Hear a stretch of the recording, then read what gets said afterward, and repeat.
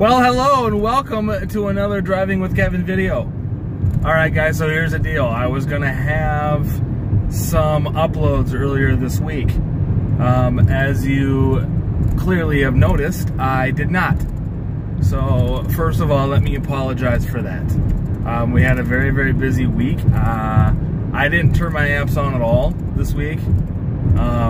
So the idea of making a video really didn't cross my mind very well. So I know I said I was going to. I started shooting a couple. I didn't like how they sounded, so I deleted them and I just never reshot them. So I'm going to shoot one of them for you right now. So the video that I was going to shoot for you, or that I want to shoot for you today, is my tips for 5-star rides every time. And this is one of the ones that I kind of started shooting and then I didn't like kind of how it went. I'm not really, I guess I'm going to tell you what I do, but it's not really intended to be like, if you don't do these things, you're not going to get 5 stars.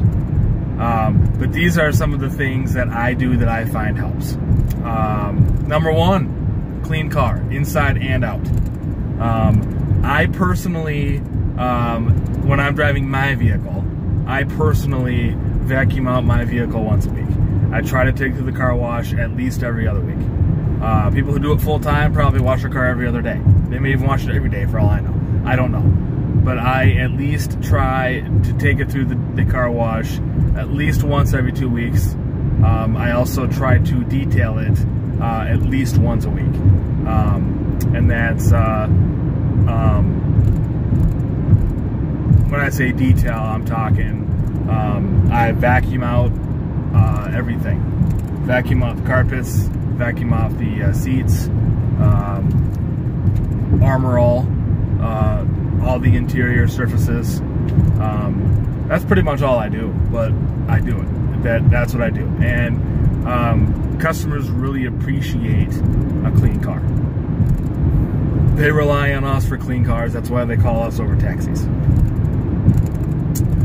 The second thing I do is I have air fresheners in my car. Okay, so I'm driving my wife's car right now. You see this guy right here? That's an air freshener. Okay, it's not mine. It's my wife's. She's got 3 of them in here. It's a little overkill, to be honest with you, but it smells really nice in here. In my car, I use an air freshener, a spray air freshener. I try to do that in between rides, maybe every 3rd or 4th ride, just to kind of ensure that my car always smells as fresh as it can smell. Okay, so that helps too. People appreciate that. The third thing I do, the third tip that I have for you, charger. Okay, have a charger available for your riders. Okay, now when I first started doing this, I have a cigarette lighter in my center console, on the back of my center console. So I was leaving chargers back there. I was leaving the plug in addition to the cords back there so my riders could use it at their leisure. But what I found is that they were walking away. My riders were taking my generosity, taking advantage of my generosity, and they were stealing the cords. Specifically the iPhone cords. So I still offer this service to my riders, but I no longer leave the cords in the back for them to take at will. If they want to use it, they can ask me, and I will plug it in the front. And it may mean they have to lean forward in their seat a little bit. It may mean that they plug it in and they set it down. Whatever that means. You could also get a longer cord. I think I use like 3-foot cords. Maybe use a 6-foot, or maybe it's a 9-foot, whatever it is. Use that to ensure that you're getting everything that you need for your rider. So that way you can still offer the cord. So iPhone cord, obviously, as an Uber and Lyft driver, you probably have an Android, which means you have an Android charger in your phone, or you have an Android charger in your car. Some people get the thing that goes on like the headrest of your car. Those are good too because no one can take off with those. But still, I don't know if those actually come with cords attached to them, or if it's just the ports to plug them into. I'm not sure. I don't know a whole lot about them. But so providing a charger is also an optional service, but it's appreciated, and it comes up clutch if somebody is in kind of a desperate situation for a charger. The next tip I would have, is to have water in your car. And some drivers have water and candy, or water and mints, or whatever the case may be. Okay, you can do that. Okay, I do water, and I don't always have water. But when I do have water, I see my 5 stars, the number of 5-star trips that I have does increase. Having said that, it's not always necessary to have the water, but it does help. And what I like to do on holidays is I like to get festive. Some police officers don't like it when you get overly festive inside your car. For example, Christmas time, I get a string of battery-operated Christmas lights, and I string them across my seats back here. Okay? You know, it looks like Christmas inside my car. It really helped around Christmas time to get 5-star ratings. I also wore a Santa hat, just to kind of spread the cheer. So that's something that you can do. Halloween. When I drove for Halloween this last year, I had a bucket of candy in the back. So I just go to the store. It's a tax write-off.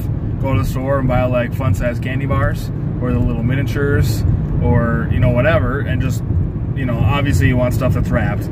But I put it in a bucket, and I leave the bucket on the back seat. So anybody who takes a ride in my car has snacks to snack on for Halloween. St. Patty's Day, I did the same way I did Christmas. I got green lights, and I put them everywhere, and I got like decals that I put on the side of my car.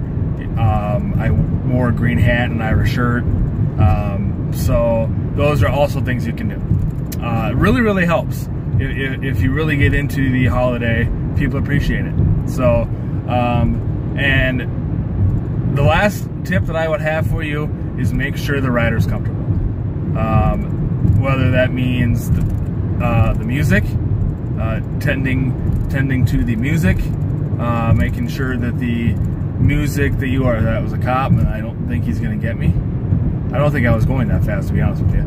Anyway, making sure that the music that you're playing is appropriate. Make sure that if they're asking you to change the music, you change the music. Ask them what they prefer. Most people don't care. They'll get in your car and they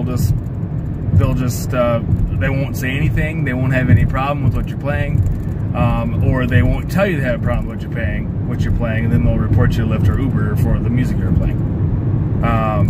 But I have a tendency not to bring it up, but if they ask me to change it, I change it. Same thing with the temperature inside the car. Air conditioner, heater, whatever time of the year it is. Okay, do you have it on? Is it too cold? Is it too hot? Whatever. I've had people who they won't tell me. They won't tell me that they think it's too hot in the car, but they'll start rolling their windows down. Okay, that indicates to me that it's too hot. So sometimes I have people say, "Oh yeah, it's way too cold in here. Can you close my vent?" So that thing happens. Those things happen. And this also includes conversation. Making sure the conversation that you're having is appropriate. Making sure that you're not saying anything you shouldn't be saying. Making sure you're staying away from those risky topics. Generally speaking, politics isn't bad, but in today's political climate, don't talk about politics. So it's not something you want to deal with. So that would be my advice on that front. So yeah, I have very, very few non-5-star trips. So hopefully you can use some of this advice to be successful and get lots and lots of 5-star trips and lots of tips. Personally, the rating that you get doesn't matter, but riders like to know that they're getting good service from the rider, from the driver that's picking them up. So they may get 5-star service from a rider or a driver that's rated 4.7. Okay, they get 5-star service.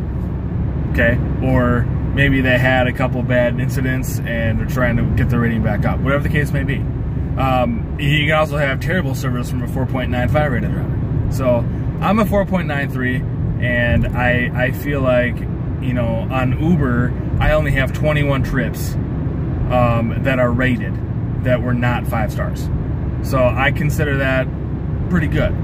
Lyft doesn't give you that information, but I've pulled my rating on Lyft from 4.73 to 4.93 in like 6 months. So to me, that bodes well that I'm doing something correct. So that's a topic for a whole other video, because that's actually because of the difference in the rating system. But we'll talk about that in a different video.